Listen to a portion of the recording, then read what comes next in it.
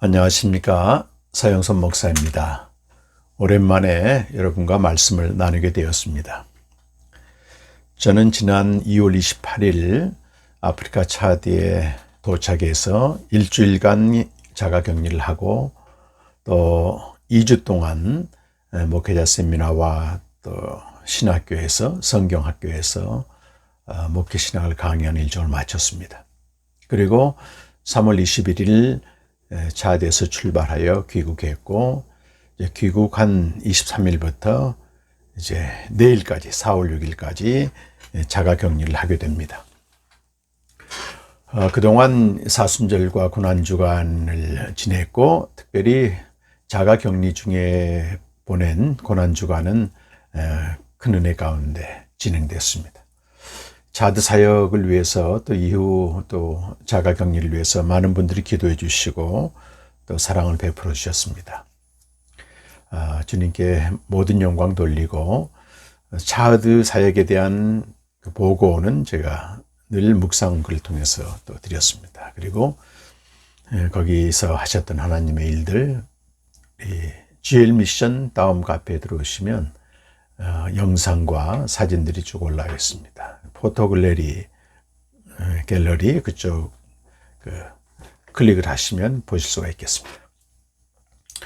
자, 오늘 이제 그동안 중단되었던 말씀 묵상 나눔을 다시 시작하게 됐는데요. 오늘부터 출애굽기를 이제 묵상하게 됩니다. 그래서 첫날 첫 시간이기 때문에 또 여러분에게 문안도 할 겸 말씀을 나누게 되었습니다. 출애굽기 1장 1절에서 오늘 14절까지 말씀이고, 제목은 성취된 약속과 성취될 약속 사이, 밤은 깊다, 구원이 가까웠다, 이런 제목으로 함께 은혜를 나누려고 합니다. 유대인들은 구약 성경을 타나크라고 부릅니다. 이 타나크라는 말은 토라, 네비힘, 카투빔의 약자입니다. 앞글자를 따서 타나크라고 하는데, 토라는 율법을 말하고, 네비힘은 선지서를 말하고, 카투빔은 성문서를 말합니다. 출애굽기는 창세기, 레위기, 민수기, 신명기와 함께 토라로 분류됩니다. 보통 히브리어 성경 제목은 그 해당 성경의 첫 글자를 땁니다.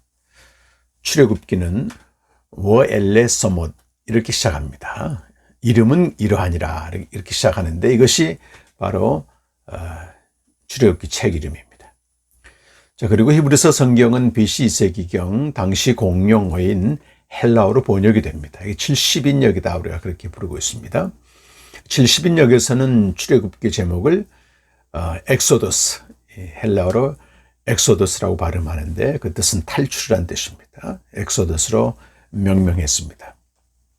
이 제목은 출애굽기의 처음 부분에서 다루고 있는 역사적 사건, 즉 애굽에서 나오는 탈출하는 사건에 따라서 붙여졌습니다. 우리 기독교에서는 라틴어 역본 소위 불가타역에서 70인역의 제목을 그대로 받았습니다. 그래서 엑소더스라고 그대로 읽습니다. 한글 성경은 이제 출애굽기라고 이제 이름을 지었습니다.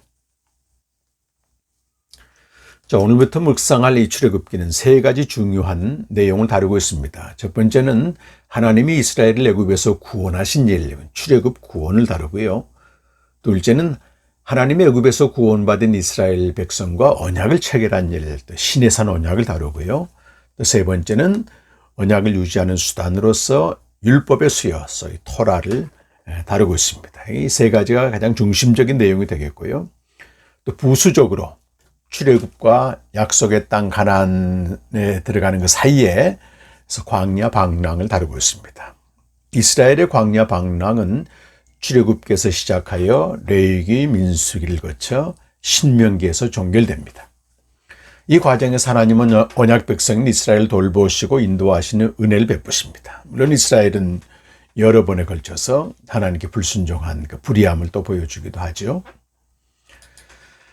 출애굽기를 포함한 5권의 책, 소위 오경이라고 부르는데요. 이것은 구전으로 전승된 자료를 문서로 만든 결과물입니다. 처음부터 문서로 된 게 아니고 말이죠. 구전으로 사람의 입을 통해서 내려온 자료들을 문서로 만든 것인데, 보통 구약 성경의 문서화 작업은 BC 538년 그 이후 바벨론 포로에서 귀환한 다음에 에스라 시대 이후에 주로 이루어졌습니다. 그리고 오경은 특별히 율법의 중재자인 모세 이름으로 모세의 권위를 부여해서 모세 오경이라고 부릅니다.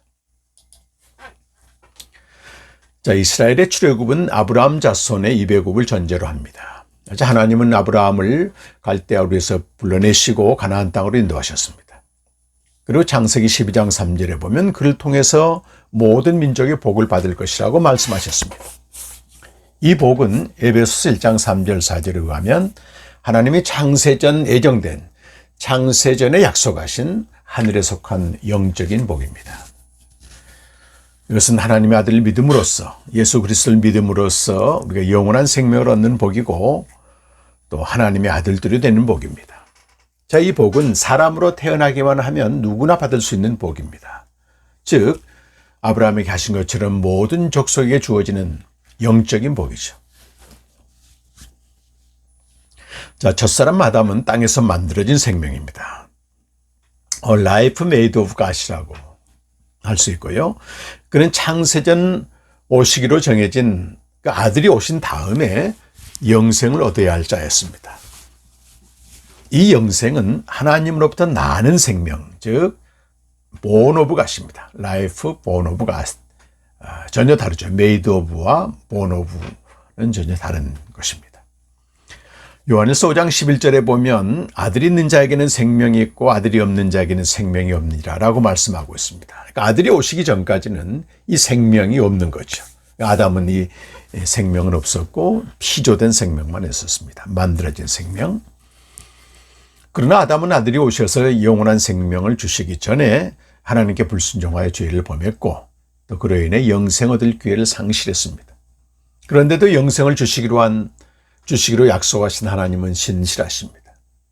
하나님은 아담이 범죄한 현장에서 여자의 후손과 가죽옷으로 아들을 보내실 것을 예표하셨습니다. 창세기 3장 15절과 21절입니다. 이제 아들이 오시긴 오시는데 그는 우리 죄를 위하여 십자가에서 죽으셔야만 합니다. 자, 아담의 범죄로 인해 하나님께서는 아들을 희생 제물로 내어주는 크나큰 희생을 치르셔야 했습니다. 물론 창세전에 약속된 생명을 주시기 위해서 말입니다. 이후 하나님께서는 창세기 4장에서 말라기까지 선지자들을 통해 그의 아들에 관하여 미리 증거하셨습니다. 로마서 1장 2절에 이렇게 말씀하고 있습니다. 이 복음은 하나님이 선지자들을 통하여 그의 아들에 관하여 성경에 미리 약속하신 것이라.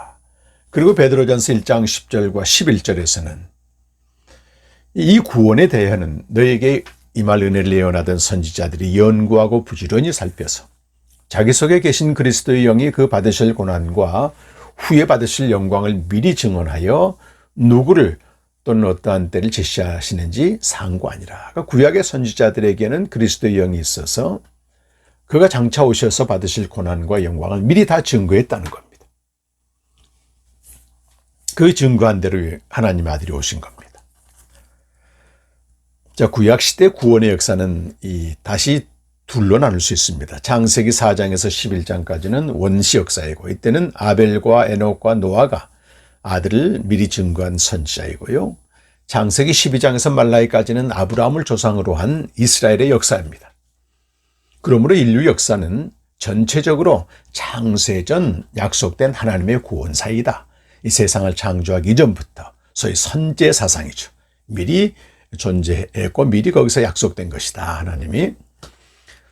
자, 이렇듯 창세전 약속된 구원은 소위 역사적 기독교만이 기독교의 한계성이 아니라는 의미를 지닙니다. 참 중요한 말인데.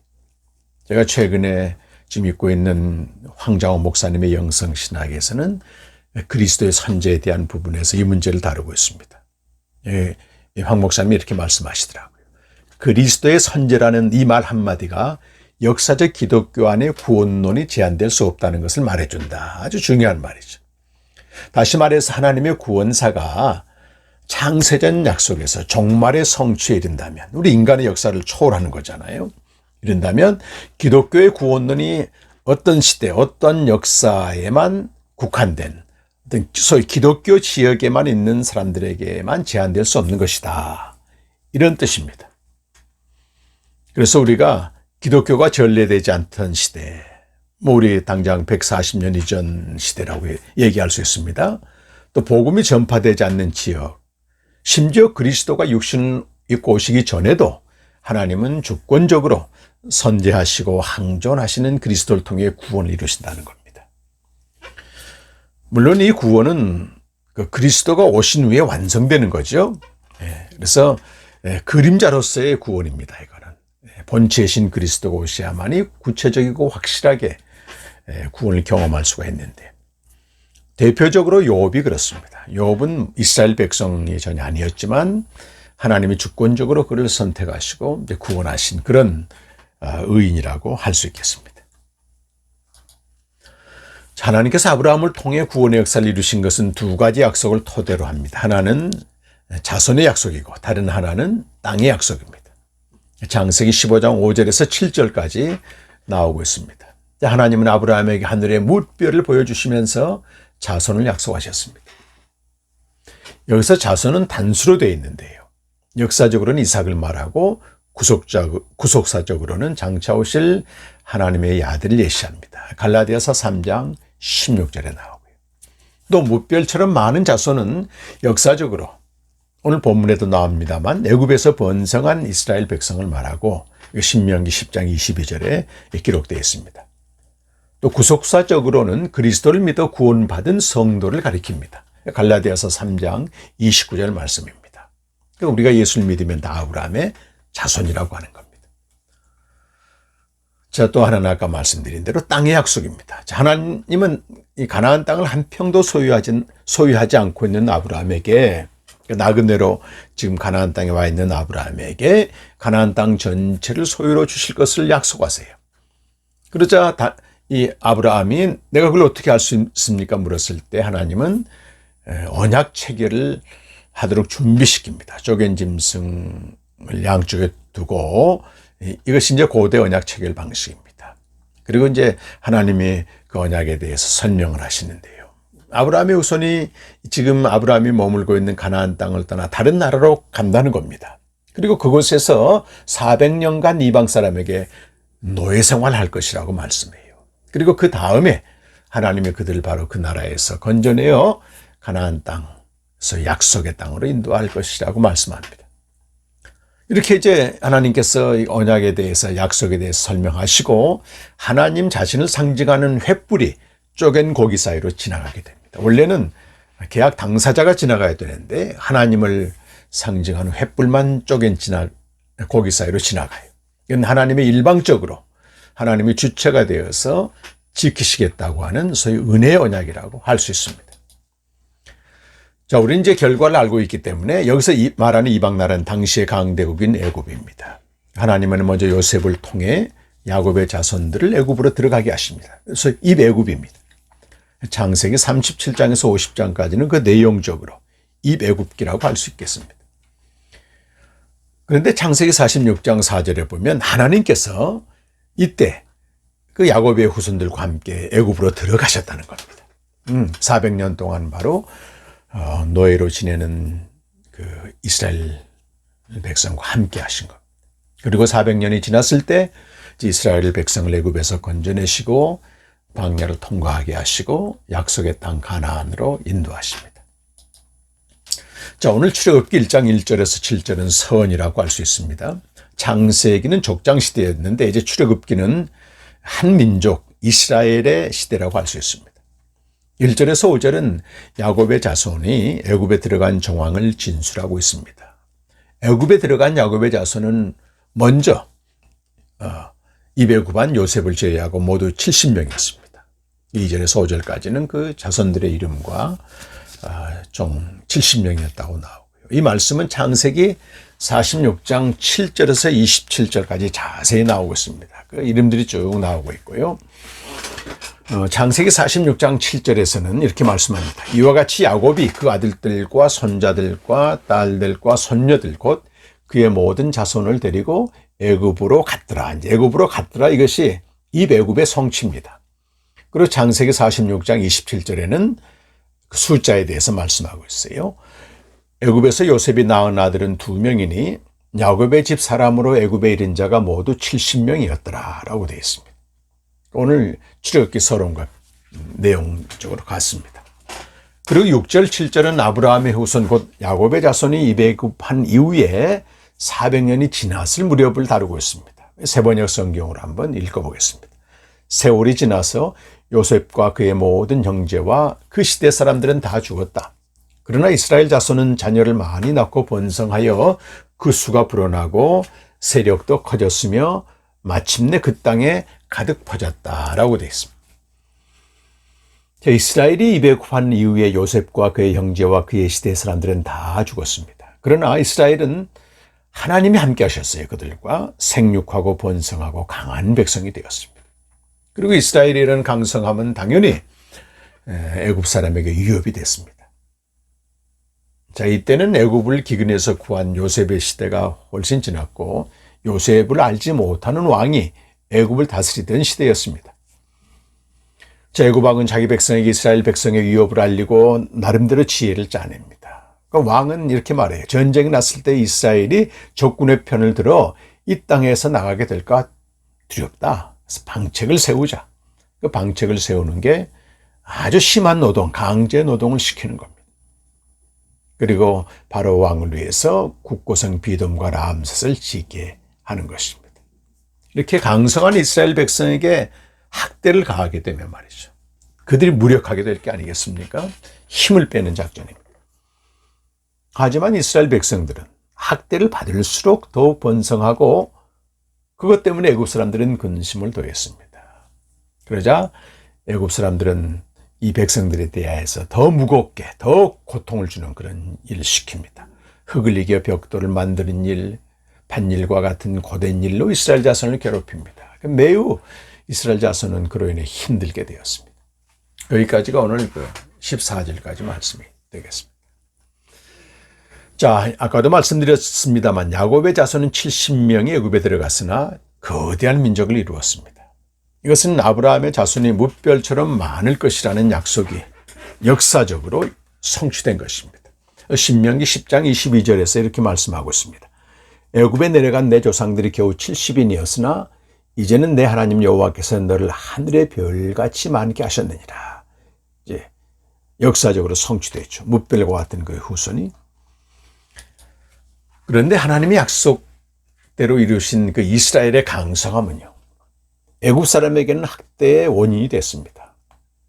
신약성경 사도행전에서는 이 일을 두고 하나님이 아브라함에게 하신 약속, 소위 가나안 땅에 대한 약속을 이루실 때가 가까웠다라고 증언하고 있습니다. 사도행전 7장 17절에서 19절까지 말씀을 제가 한번 읽겠습니다.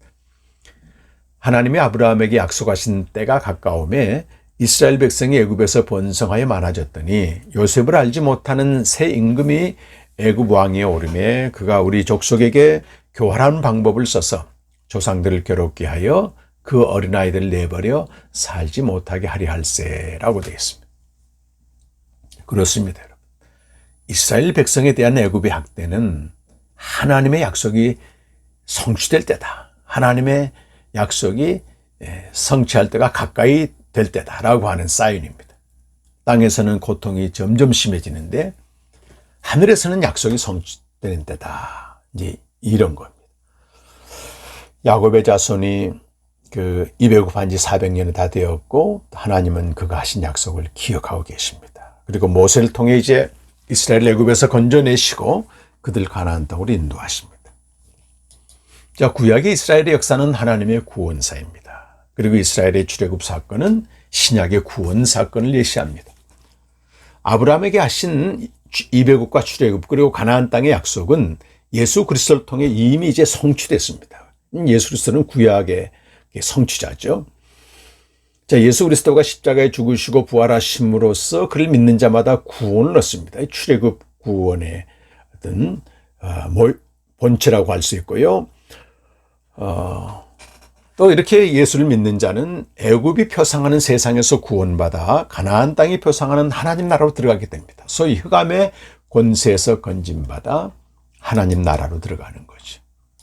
나아가 하나님이 아브라함에게 약속하신 복도 당연히 성취됐습니다. 갈라디아서 3장 8절 9절에 보게 되면 하나님이 아브라함을 통해 모든 족속에게 주시는 복은 예수 그리스도를 믿음으로 우리가 하나님의 아들들이 되는 복으로 성취됐다는 거예요. 갈라디아 3장 26절에도 이렇게 같이 말씀하고 있습니다. 이제 하나님 나라의 복음은 모든 족속에게 전파되고 온 세상에 증거되어야 합니다. 그때 세상 끝날이 와서 구원의 역사가 완성됩니다. 자, 하나님의 약속은 이처럼 신실하신, 이미 약속을 성취하신 하나님은 장차 남은 약속도 반드시 성취합니다. 오늘 출애굽기 1장에서 우리가 봐야 될 것은 이스라엘의 이배굽은 이미 성취된 약속입니다. 과거죠. 이제 그들에게 성취될 약속, 미래죠. 그것은 출애굽입니다. 그 사이에서 지금 이스라엘 백성들은 압제와 학대와 박해를 당해요. 하지만 바로 그 시간이 하나님의 약속이 바로 성취될 때입니다. 신약시대 이미 성취된 약속이 뭔가? 그건 이미 도래한 하나님의 나라입니다. 이제 성취될 약속은 마지막 미래에 종말에 완성될 하나님의 나라입니다. 자, 예수 그리스도를 믿음으로 얻은 영생의 삶은 이미 성취된 약속이고 여기서부터 시작됩니다. 지상에서부터. 그리고 이 영생의 삶은 죽음 이후부터 시작해서 세상 끝날까지 마지막 미래에 성취될 약속입니다. 그러니까 영생의 삶은 지상에서 시작되고 죽음 이후에 그리스도와 완전한 교제를 누림으로도 풍성해지고 마지막 미래 때는 새로운 육체로 부활하여 새하늘과 새 땅에 살게 됨으로 완성되는 것입니다. 자, 우리 영생 얻은 자는 이미 성취된 약속과 성취될 약속 사이에 있습니다. 그래서 이미와 아직의 긴장 속에서 영원한 생명을 살아갑니다. 그리고 마지막 미래는 분명 처음 믿을 때보다 가까웠습니다. 성취될 약속의 때는 가까웠습니다. 그럴수록 어둠의 세력도 믿는 자를 더욱 유혹하고 시험하는 겁니다. 그래서 성취될 약속을 바라보는 자, 마지막 미래를 믿는 자는 로마서 13장에 있는 말씀처럼 이 시기를 알고 깨어 있어야 됩니다. 거룩한 삶을 살아야 되는 거죠. 로마서 13장 11절 14절에서는 이렇게 말씀하고 있습니다. 여러분은 지금이 어느 때인지 압니다. 잠에서 깨어나야 할 때가 벌써 되었습니다. 지금은 우리의 구원이 우리가 처음 믿을 때보다 더 가까워졌습니다. 밤이 깊고 낮이 가까웠습니다.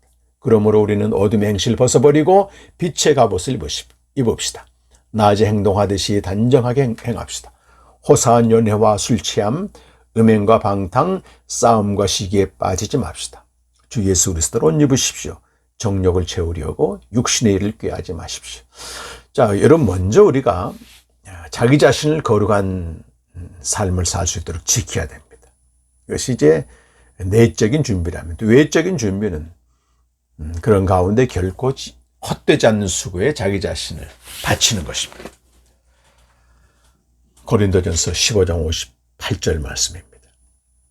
그러므로 나의 사랑하는 형제 자매 여러분, 굳게 서서 흔들리지 말고 주님의 일을 더욱 많이 하십시오. 여러분이 아는 대로 여러분의 수고가 주님 안에서 결코 헛되지 않습니다. 죽음으로 끝나는, 죽음으로 무효가 되는 수고가 많습니다. 이 건강도 말이죠. 죽게 되면 이 몸은 한 줌의 재로 바뀌어버립니다. 아무리 돈이 많아도 우리 삼성그룹 회장도 보시지 않습니까? 한 푼도 가져가지 못합니다. 근데 죽음 너머까지도 효력 있는, 가치 있는 삶은 결코 헛되지 않는 수고는 바로 주의 일에 힘쓴다고 하는 것입니다. 오늘 묵상을 이제 하면서 나 역시 이미 성취된 약속과 아직 성취되지 않는 약속, 성취된 약속과 성취될 약속 사이에 살고 있다고 하는 걸 다시 깨닫게 됩니다. 하나님이 그 창세전에 주시기로 한 영생의 약속은 이미 성취됐지만, 그러나 죽음 이후에서 세상 끝날까지, 또 세상 끝날 이후에 이어질 약속은 아직 성취되지 않았습니다. 이것은 마지막 미래고 영원한 생명의 완성입니다. 그리고 그 사이에 있는, 이미와 아직 사이에 성취된 약속과 성취될 약속 사이 영적 전쟁이 매우 치열합니다. 궁극적인 전쟁은 주 예수 그리스도와 사탄 사이의 전쟁이고 우리는 그 중간에 있는 것입니다. 그리고 사단은 최후의 시간이 다가올수록 더 강력하게 역사하는데 요한계시록 17장 14절을 보시게 되면 죽임당한 어린 양이 짐승으로 역사하는 사탄을 이기고 또 그와 함께 있는 자들 부르심을 받고 택하심을 받은 자들도 이긴다고 되어 있습니다. 그래서 이 성취될 약속을 바라보는 자 영적 전쟁이 치열한데 승리의 길은 하나입니다. 그리스도의 십자가에서 내가 죽는 겁니다. 그래서 나로 살지 않고 내 안에 그리스도로 사는 것이다. 이 사도 바울은 빌립보서 1장에서 내게 사는 이는 그리스도다. 담대하게 선언합니다. 빌립보서 1장 21절에서 이는 내게 사는 것이 그리스도니 죽는 것도 유익하다. 내게 사는 것이 그리스도다. 내가 아니다 말이죠. 그게 바로 승리하는 길입니다. 영적 승리의 왕도는 없습니다. 지름길도 없습니다. 마지막 미래에 최후의 승리를 얻기까지는 날마다 십자가에서 죽는 자로. 그래서 내게 사는 이는 그리스도다. 그리스도가 나를 통해서 할 때 우리 승리하게 됩니다.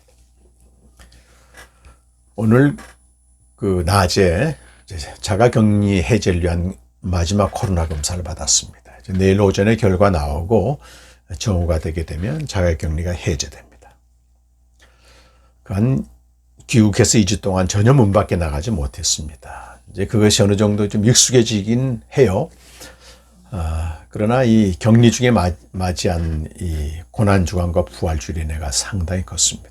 상황적인 격리는 물론 풀리지만 오늘 말씀 앞에서 저의 영혼은 또 세상과 격리되어 주님께 더 집중하기를 바랍니다. 오늘 그 성취될 약속과 성취된 약속과 성취될 약속 사이에 사도 바울이 고면하는 로마서 말씀을 읽었는데 밤이 깊다. 구원이 가까웠다. 낮이 가까웠다.